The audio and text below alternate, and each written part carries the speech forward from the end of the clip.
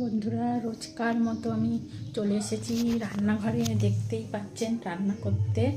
চলুন আজকে কি কি রান্না হয়েছে আমাদের দেখিয়ে দিই। এই দেখুন, হয়েছে ডাল, আর হয়েছে পুঁই শাকের তরকারি,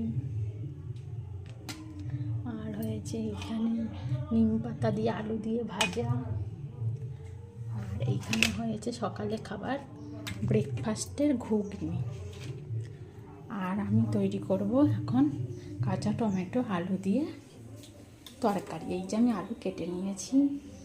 চলো রান্নাটা করি।